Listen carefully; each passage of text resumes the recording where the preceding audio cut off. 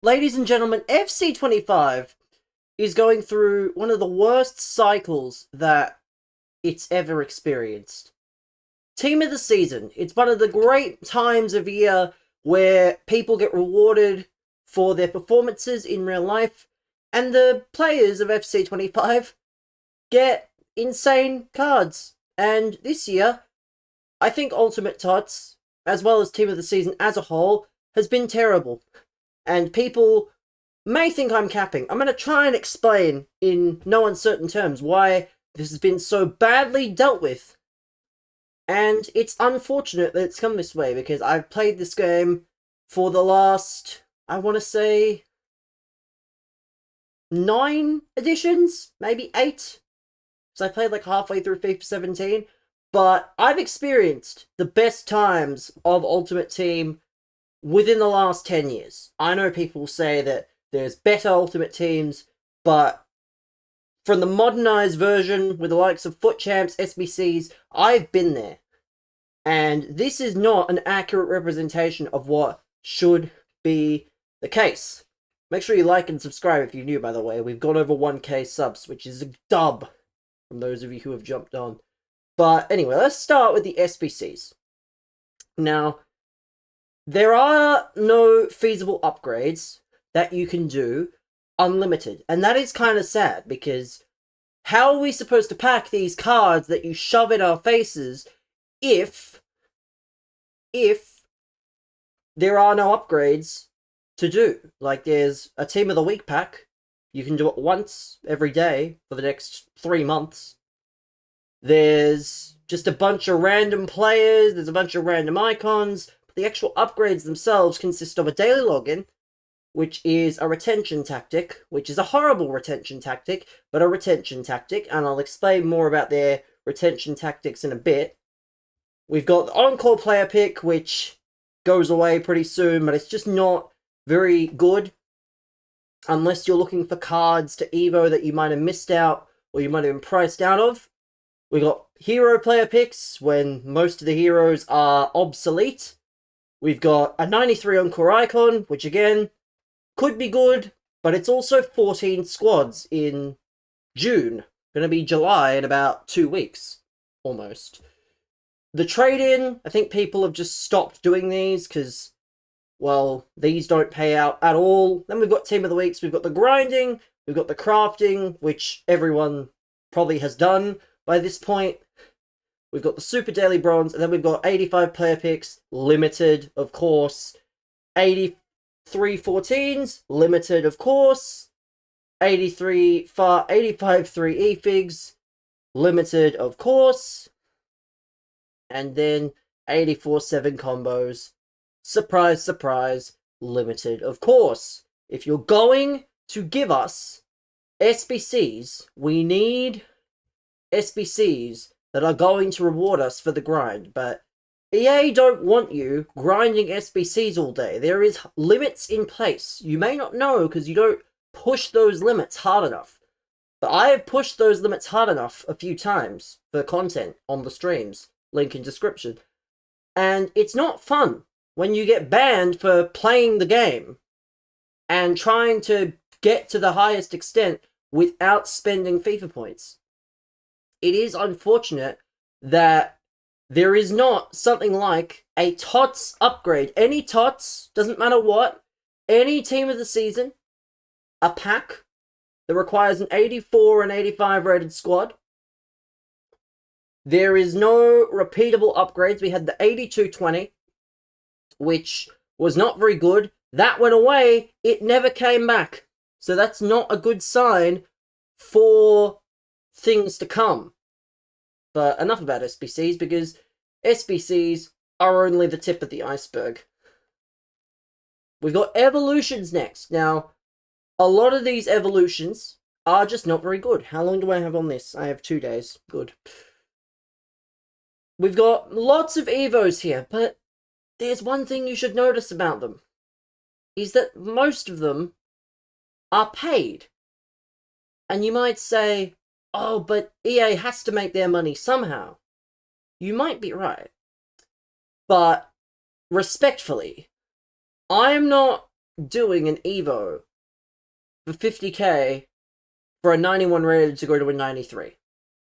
Or a 91 to a 94. Like, I myself, and if you grind the game hard enough, you will have either the coins to go and purchase a better player, or you will have a better player in your team already, just from all the packs that you've opened, I'm sure. So these Evos, unless you do one club, one nation, past and present style teams, you do get, unfortunately, left behind, and you just don't do a lot of them, and they're charging for a lot. I think it's because they've realized that people aren't doing them as much.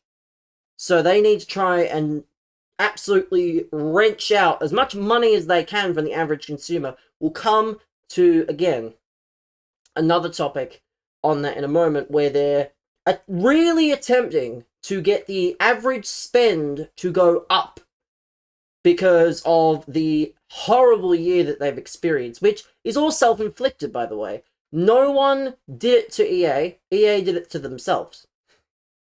Let us go now to just a staple of the game, something relatively easy. You can tell I'm avoiding showing the team. There's a reason for that. Gameplay will get its own separate thing. At the moment, we have this. We have the daily play, again, a retention tactic. I don't really rate it. It's okay, but it's a retention tactic that I don't rate because, again, you're getting a lot of nothing, really, if you think about it. We've got the team of the season, champs objectives, where they're forcing you to play 13 games in order to get a player pick that isn't even good. Like, it's a 1 of 5 Premier League pick, but it's not capped because they didn't cap the first 2 team of the seasons. You can see there's 93, 93, and then 1 of 3 again, and 1 of 3, 93. Every team of the season should have been 93 plus picks. It should have been better from the beginning. But that's just me. Then we've got the daily login, already completed with a few days to spare. We've got the daily play, again, few days to spare there. So that will be just something really simple. The Ultimate Tots Cup, we will get done tomorrow, I want to say, or today on the stream. Nice little few things. It's golden goal, but again, are any of these players going to make your team without some motivation? No, I don't think so. And then the seasonal, again, weekly objectives, just all the normal stuff. It's not very good. I don't think it's ever meant to be. But let's now go to the store.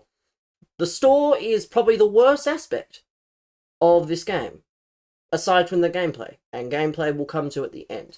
Because gameplay and rewards and all that, they're not in a good spot.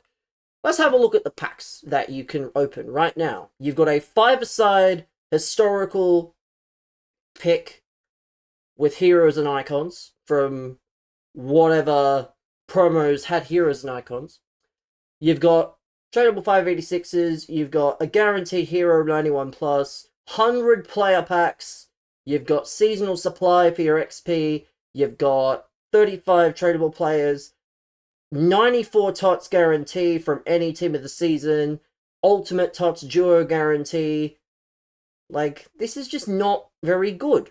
And EA are really trying their best to get people to be spending on these packs and on the game itself, because this is, I would think, and I've seen many things where they've had to mention shareholders and things. They haven't mentioned it publicly, of course, but this is the worst financial year for FC and for FIFA in a long time, because I think a lot of people that have played this game are getting sick of it. They're getting sick of the blatant manipulation, especially in things like the store. The gameplay gets worse year on year. There is no efforts made to actually appease the community, unless, of course, there's the odd thing. There is, you know, the odd objective to rope people back in, or the odd... They brought in players like Maradona and the Roma trio from FIFA 15 this year. unfortunately, that is not enough for a lot of people. And it does make me sad that EA are resorting to this blatant disregard of the core community members. It is very easy to get a good team. It's very difficult to get a great team.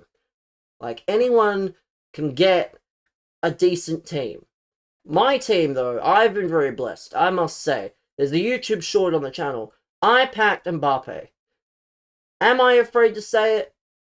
No. But he's a very good card. Shock horror.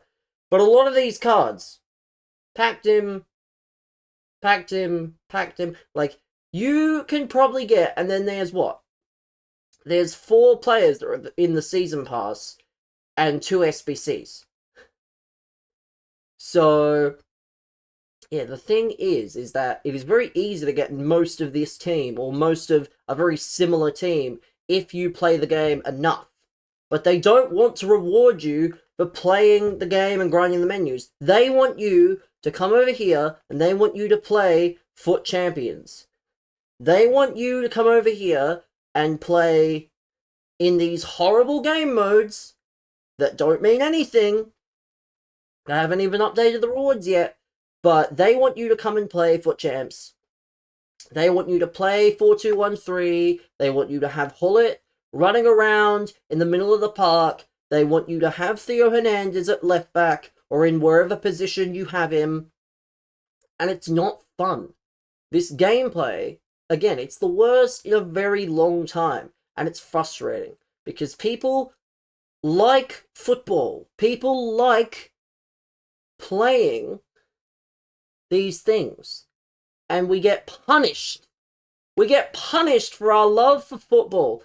We get punished for our love for this game, because a lot of people are set in their ways at this point. We play this game every year, despite the fact we say that we hate it.